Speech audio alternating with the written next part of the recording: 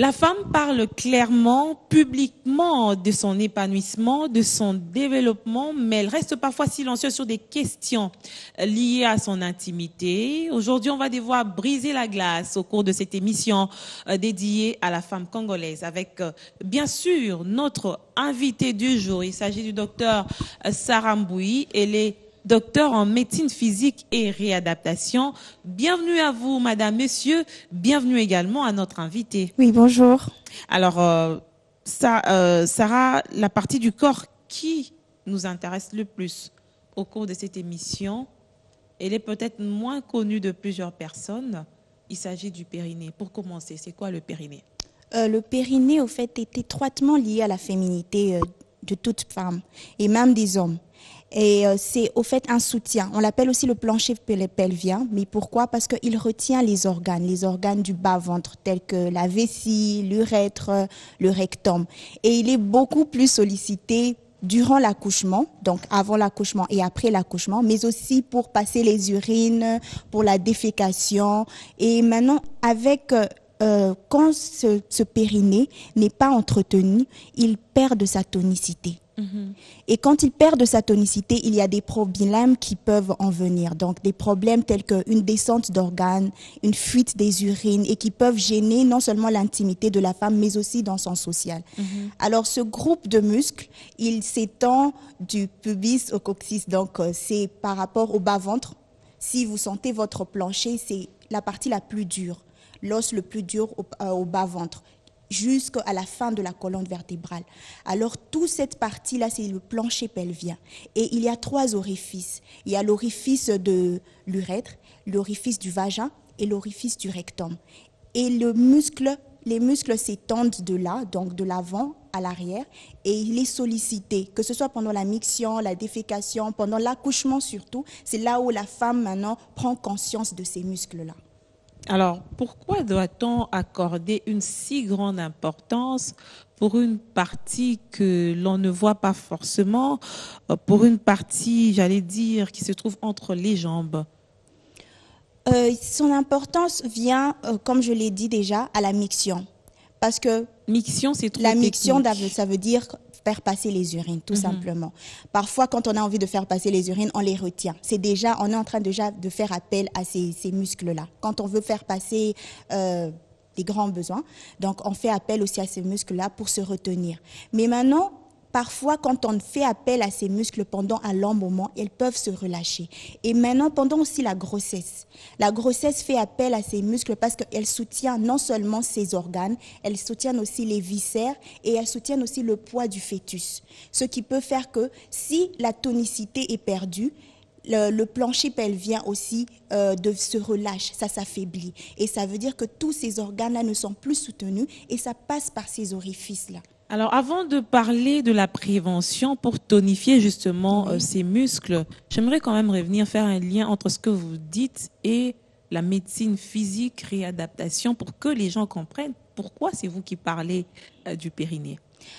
Justement, il y a une gym qu'on appelle une gym intime ou une rééducation du périnée qui est très importante pour la femme, tout bien aussi pour l'homme. Mais pour la femme, pourquoi? Parce qu'on peut l'introduire prénatal et postnatal. Parce qu'on a remarqué que les femmes, pendant leur grossesse, elles subissent un changement physiologique. Ce changement physiologique... C'est normal, non? Oui, c'est normal. C'est tout à fait normal parce que le périnée doit s'élargir pour supporter la grossesse. Mais maintenant, s'il perd de sa tonicité, c'est là où devient le problème. Parce que pendant la grossesse ou après? Ça peut arriver pendant ou après la grossesse. Mais alors, il y a une gym ou une rééducation prénatale qui aide à garder cette tonicité. Alors, il y a des exercices spécifiques qui sont donnés. Et même après la grossesse, c'est pour aussi éviter les fuites urinaires. Les fuites urinaires, la descente d'organes, les fistules, parce qu'il y a aussi des déchirements. Quand on a un fœtus, par exemple, qui dépasse 3 kilos, ça ajoute un poids au périnée et ça peut faire facilement un dégât là en bas. Alors, là, vous parlez directement des conséquences lorsque le périnée est touché, n'est-ce pas? Oui. C'est quoi ces conséquences clairement? Une incontinence? Oui, nous avons une incontinence urinaire. Nous avons aussi des déchirements. Parfois, si le bébé est trop gros et que l'ouverture n'est pas assez grande, il y a aussi des déchirements. Et il y a Et aussi... ça s'est fait pendant l'accouchement, non? Oui, pendant l'accouchement. Donc, C'est l'infirmière ou l'accoucheuse qui fait ce déchirement-là. oui, elle peut le faire, mais aussi parce que si la tête, par exemple, de l'enfant est trop gros, alors elle peut aussi inciser pour couper. Mais il y a aussi des fois si la femme n'est pas parce que c'est pas toutes les femmes qui ont accès encore aux hôpitaux. Donc il y a des femmes, elles peuvent le faire dans Dans des leur milieux maison, ruraux oui, aussi, dans les des femmes milieux accouchent ruraux. par moment Voilà. sans avoir accès à l'hôpital. Voilà. Et à ce moment-là, elles ont besoin d'une rééducation. Peut-être pas juste après, mais c'est recommandé 6 à 8 semaines après. En parlant justement de la gymnastique, on nous reproche, nous, Congolaises, n'est pas trop avoir cette culture de sport. Déjà, normalement, comme ça, on ne fait pas beaucoup de sport. Y ajouter le fait qu'une femme soit enceinte ou après un accouchement, lui soumettre à des gymnastiques assez spécifiques, vous ne trouvez pas que c'est trop demandé à la femme congolaise? Non, bien au contraire, même une femme sportive, bien qu'elle se dise sportive, faire du jogging, de la marche, elles ont besoin de savoir que leur périnée à ce moment-là est beaucoup plus sollicité parce que les sauts, la course appuient beaucoup plus sur les périnées. Et s'il n'est pas tonifié, bien que tu fais des abdos, mais ça ne veut pas dire que ça entretient aussi le périnée. Les abdos, ce sont d'autres muscles. Le périnée aussi est un autre muscle. Alors, il faut entretenir ces muscles parce que ce sont des charges lourdes. Le périnée est sollicité quand on tousse, quand on éternue, quand on rit, quand on porte des charges. Alors même quand on court, c'est aussi sollicité. Et s'il n'est pas tonifié, ça veut dire aussi que tu es capable d'avoir des incontinences urinaires, une descente d'organes et tout cela. Et à quel âge exactement on est concerné par ce relâchement des muscles du périnée? À part le fait qu'on accouche, oui, mais quand on n'est pas concerné, par exemple, par l'accouchement, quand est-ce qu'une femme peut être exposée à ce relâchement? Déjà, c'est les femmes de tout âge. Même la ménopause aussi, à cause de la perte de certaines élasticités avec les organes et les hormones. Alors là même, elles sont encore beaucoup plus sollicitées à avoir une rééducation du périnée. Et bien avant toute femme, au fait, elles sont concernées dans ce cas-là. En parlant justement de ce problème de périnée, on veut un peu savoir en termes de prévention, hormis le sport, est-ce qu'il y a une alimentation, est-ce qu'il y a une autre discipline que la femme doit observer qui puisse justement lui permettre de tonifier son périnée pendant un bon moment? L'alimentation, ça joue pour la reconstruction des nutriments. Donc, ça joue pour les hormones, pour les protéines, pour les vitamines qui sont très bons pour aussi solliciter, pour rendre le muscle qu'il répond plus facilement aux nerfs. Mais la gym et encore l'alimentation vont de pair. Donc, il faut que la femme suive une bonne alimentation énergétique, nutritionnelle, protéines, vitamines, mais aussi qu'elle associe la rééducation des exercices du périnée. Et cette rééducation, comment avoir accès à ces genres d'exercices quand on n'a pas l'information, par exemple? Il faudrait juste vous appeler ou c'est dans tous les centres qu'on trouve ces genres de rééducation?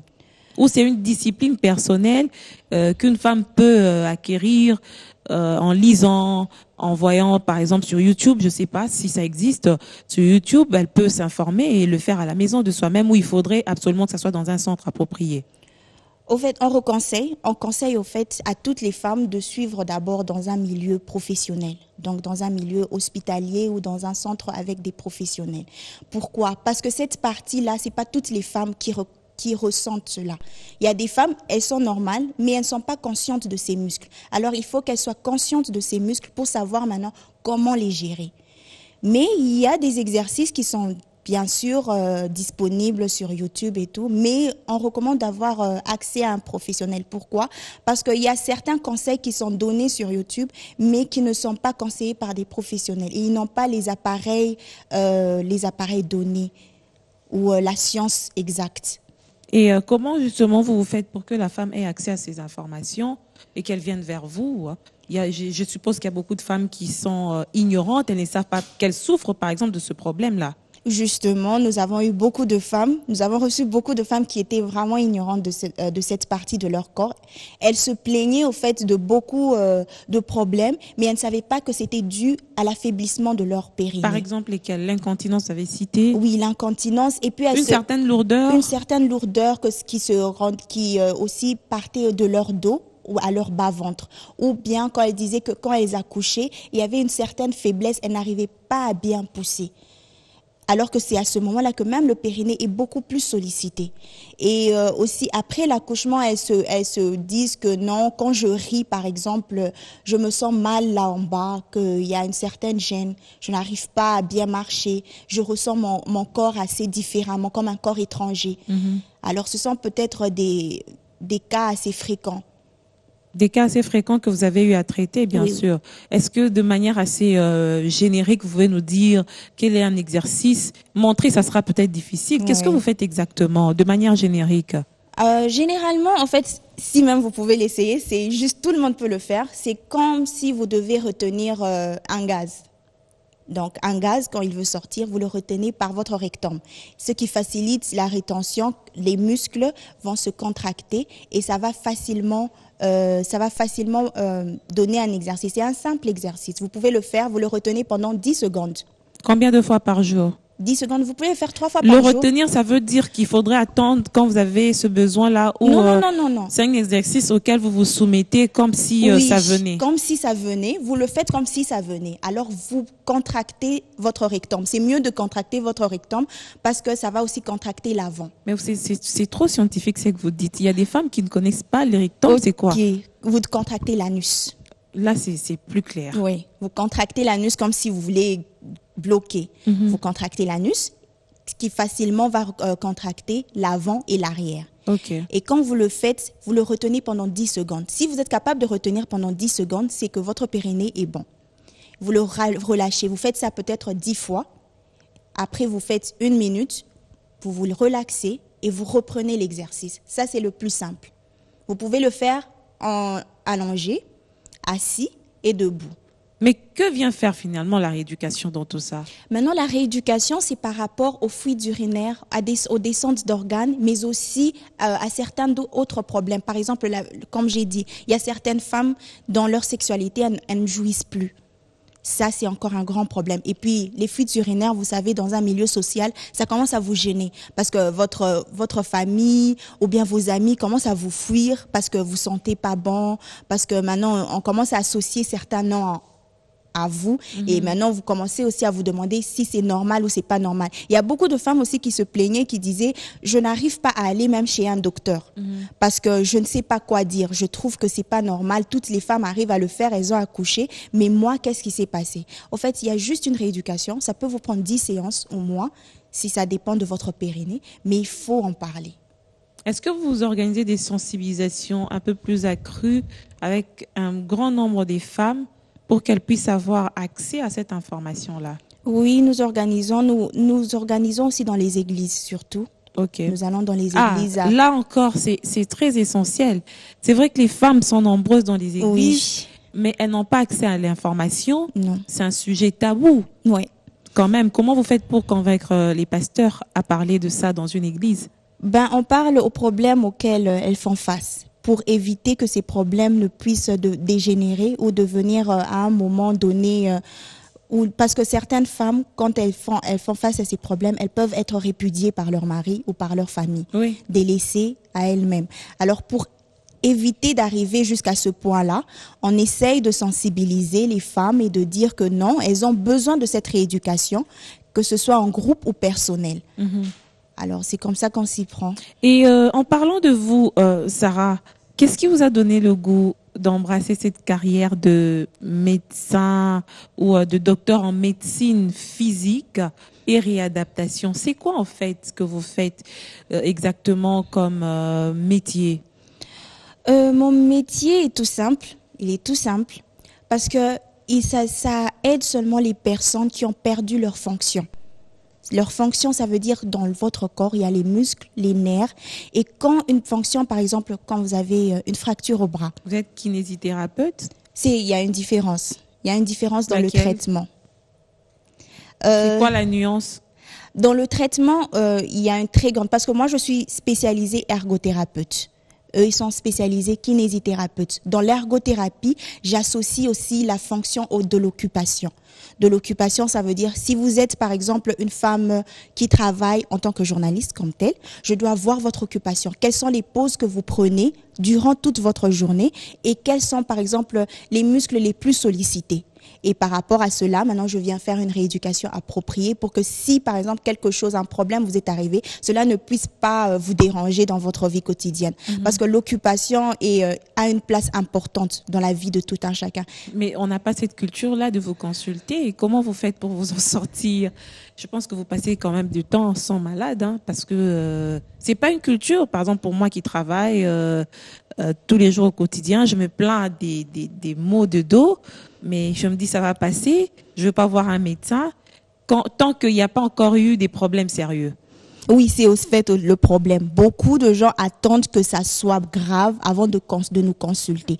Il y a beaucoup de gens qui viennent, surtout les problèmes de dos, le problème de cou, les problèmes de poignets et de genoux.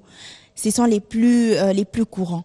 Mais il ne faut pas attendre que ça devienne grave parce qu'à ce moment-là, vous avez déjà perdu beaucoup de vos fonctions. Beaucoup de problèmes se sont déjà accumulés. Et la rééducation devient maintenant beaucoup plus longue. Quelque chose qui aurait maintenant peut-être pris 1 mois, ça s'étend à 6 mois. Et ça demande encore beaucoup d'argent. Le bien-être de la femme passe par beaucoup de facteurs. Aujourd'hui, on parle de son physique, on parle justement d'une partie assez essentielle liée à sa féminité, surtout quand ça sollicite, par exemple, des questions liées à l'accouchement. Quel est le conseil que vous pouvez accorder aujourd'hui aux femmes par rapport à leur bien-être, justement? Par rapport à leur bien-être, je leur demanderai de ne plus oublier cette partie. D'être maintenant consciente que cette partie est sollicitée à tout moment de la journée. Non seulement au moment de la grossesse, mais à tout moment. Quand elle rit, quand elle tousse, quand elle marche. Et cette partie doit être tonifiée. Parce qu'à la longue, même si pendant l'accouchement, vous avez un bon périnée, après, à la ménopause, ça va se relâcher. Et là, maintenant, ça sera un grand problème parce que vous avez une certaine une vieillesse et une certaine fatigue pour pouvoir commencer. Vaut mieux prévenir maintenant, c'est ça? Vaut mieux prévenir maintenant. Même si vous n'avez pas encore d'enfant, il faut déjà commencer ces exercices-là. Est-ce que vous voyez les femmes qui n'ont pas accès à l'information, qui peuvent être dans les milieux ruraux pour leur parler justement du périnée? Oui, c'est même beaucoup plus facile parce que dans les marchés, quand vous en parlez à certaines femmes, le seul problème, c'est que elles peuvent vous comprendre, mais elles négligent. C'est ça aussi le problème. Elles négligent parce qu'il y a cette pensée de dire que ma mère n'a pas eu à faire ça. Oui, moi justement, je le dirais aussi. J'ai pas vu des gens qui ont souffert de ça. Ma mère n'a pas. Alors je suis pas très consciente de ce qui peut arriver par rapport à la négligence de ce périnée dans mon corps. Il faudrait peut-être commencer par enseigner, c'est ça, oui, c'est ce que vous faites. Voilà. Alors on enseigne beaucoup plus parce que certaines femmes, elles ne se montrent pas. Elles ne vont pas directement vous dire que j'ai ce problème-là parce que j'ai parlé d'une honte. Alors elles vont pas venir, elles vont dire à leurs amis que non, voilà, j'ai un problème. Mais pourtant, l'OMS a déjà reconstitué un article, pas seulement en Afrique, mais déjà aux pays étrangers, alors qu'ils ont des plus bonnes infrastructures que chez nous. Alors que dire de nous? Donc ça serait ça. Avec beaucoup d'acrobatie. Oui, d'acrobatie, voilà. Et des marches, beaucoup de femmes qui marchent, qui portent des charges sur leur tête. Et ensuite, avec les enfants, tout cela, ça porte vraiment une force sur le périnée.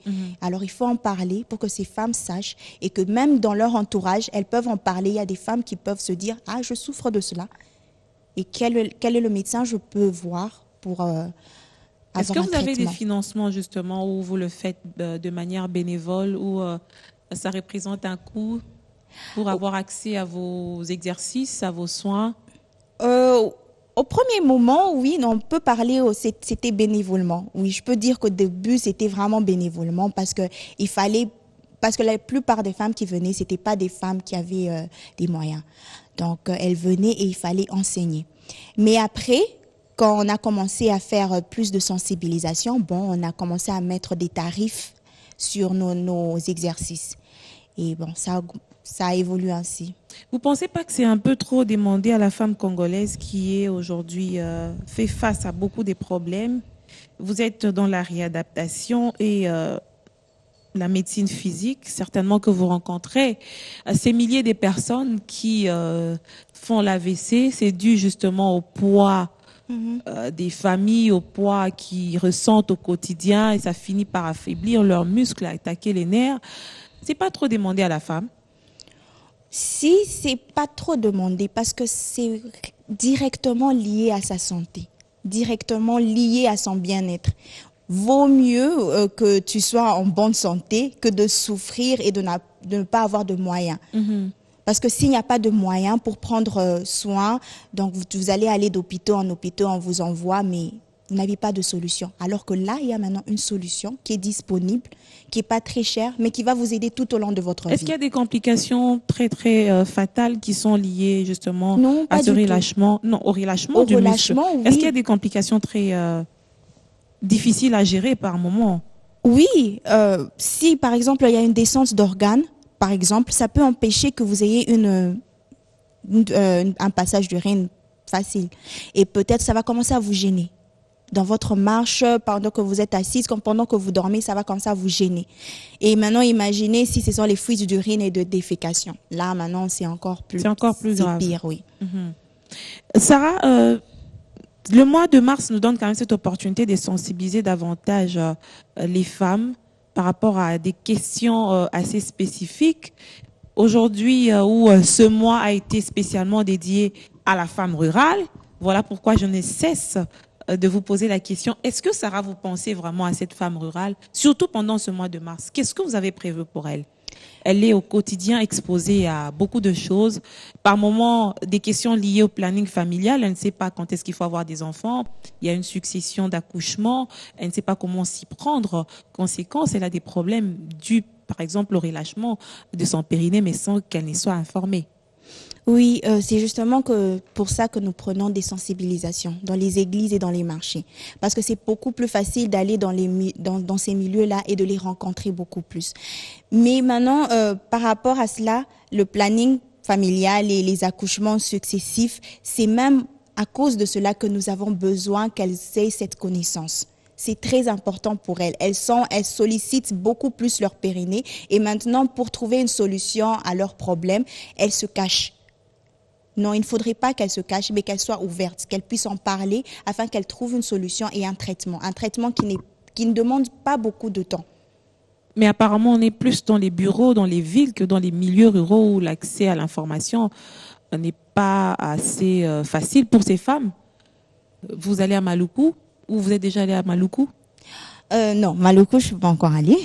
Alors, dans quel milieu où vous pensez aller peut-être dans les jours à venir pour pouvoir sensibiliser? Est-ce que vous avez besoin des partenaires pour avoir accès à un plus grand nombre de femmes et éviter parce que quand la femme est malade, c'est finalement la famille qui en pâtit, c'est finalement la nation. Comme on le dit, éduquer une femme, c'est éduquer toute une nation. Bien sûr, nous prenons aussi ce mois de la femme comme un tremplin. C'est comme un tremplin parce qu'il y a beaucoup d'activités où des femmes de tout milieu vont se réunir. Alors, c'est par là aussi que nous avons besoin de partenaires parce que il y a à un niveau, nous avons aussi besoin d'un matériel et d'un centre beaucoup plus pour accueillir toutes ces femmes, oui, approprié pour accueillir toutes ces femmes. Parce que ces femmes doivent se sentir à l'aise. C'est quand même un endroit où ton intimité est mise à jour. Alors, il faudrait un endroit où elles se sentent à l'aise et par rapport à cela, et encore le traitement qui leur est donné, elles peuvent revenir à leur bien-être, à leurs occupations et bien sûr prendre soin de leur famille. Prendre soin de leur famille, c'est très important. Sarah, on va bientôt finir cette émission. On voudrait quand même vous donner une opportunité pour pouvoir davantage sensibiliser les femmes à prendre soin de leur périnée. Je conseillerais toutes les femmes à prendre connaissance de leur périnée, de ne pas attendre seulement le moment de la grossesse, de ne pas attendre seulement le moment de l'accouchement ou de la ménopause pour devoir chercher une solution. Mais déjà maintenant, si vous êtes femme au foyer, si vous êtes femme au travail, si vous avez des enfants ou pas, jeune, maman, grand-mère, quel que soit votre âge, vous êtes toutes intéressées à à prendre connaissance de ce périnée et de savoir quels sont les exercices. Ces exercices, on va vous les apprendre et vous pouvez les recommencer quand vous êtes toute seule à la maison. Il y a beaucoup de gestes qui peuvent être donnés. Bien sûr, le matériel sera disponible. Le matériel sera disponible parce qu'il y a des matériels aussi appropriés, mais il y a des exercices aussi qui se font sans matériel. Donc, pré- et post-natal aussi, il y a des exercices appropriés pour que la femme se prépare à l'accouchement. Et après l'accouchement, 6 à 8 Pendant la semaines. grossesse, la femme aussi peut être soumise à ces genres d'exercices? Oui, oui. Ok. Elles sont soumises à des exercices appropriés. Et après leur grossesse, après l'accouchement, elles sont, c'est recommandé 6 à 8 semaines après, elles peuvent commencer aussi des exercices pour tonifier parce on a besoin que ça rentre à leur élasticité normale, à leur état initial. Alors, elles doivent reprendre certains exercices et maintenant continuer avec leur vie normale. Alors, celles qui peuvent peut-être vouloir rentrer en contact avec vous, elles font quoi? Vous êtes une association, vous êtes organisée comment? Vous avez un cabinet? Oui, nous avons un cabinet. Ça se trouve sur Kasavubu, l'avenue de l'enseignement. Ça s'appelle Kazop. Nous sommes là et nous sommes aussi un groupe. Nous travaillons là-bas. Un groupe des jeunes? Ou avec des gens assez aussi peut-être plus expérimentés qui ont commencé ce travail avant vous? Il y a d'autres qui ont commencé ce travail avant nous. Donc, elles peuvent venir nous voir sur l'enseignement Kazop, le centre Kazop. Mon numéro, c'est le 081 83 77 674. Elles peuvent me joindre facilement et prendre des rendez-vous, ce qui est beaucoup plus facile pour elles et pour moi. Certaines diront le coût. On espère que ça va pas coûter les yeux de la tête, hein, surtout aux femmes dont le pouvoir d'achat est quand même aussi assez faible face aux problèmes auxquels elles sont liées au quotidien. La prise en charge de la famille, beaucoup de problèmes, la scolarisation. Doivent-elles encore aller sortir de l'argent pour juste prendre soin de son périnée? Docteur Sarah? Je pense que la santé n'a pas de prix. La santé n'a pas de prix parce que quand vous vous sentez mal et que vous ne prenez pas soin de vous-même, c'est votre famille qui en pâtit. Merci à vous d'avoir répondu à nos questions en ce jour. Nous pensons que les femmes ont eu l'information sur une partie de leur corps très, très, très importante qui est le périnée, cette partie qu'il faudrait tonifier. Vous l'avez compris, madame, monsieur, ça demande des exercices appropriés, mais il suffit d'avoir l'information pour pouvoir se maintenir en forme. C'est ce que nous a dit aujourd'hui Sarah Mbouyi. Je vous rappelle qu'elle est docteure en médecine physique et réadaptation. Je vous retrouve très bientôt, peut-être pour un sujet qui sera moins choquant si ça a été aujourd'hui, un sujet avec lequel vous avez l'habitude peut-être de pouvoir nous écouter, mais il est important pour nous d'entrer en profondeur sur ce qui concerne l'intimité de la femme parce que ça fait partie du bien-être de cette personne qui vous est chère. Je parle bien sûr de la femme. Merci.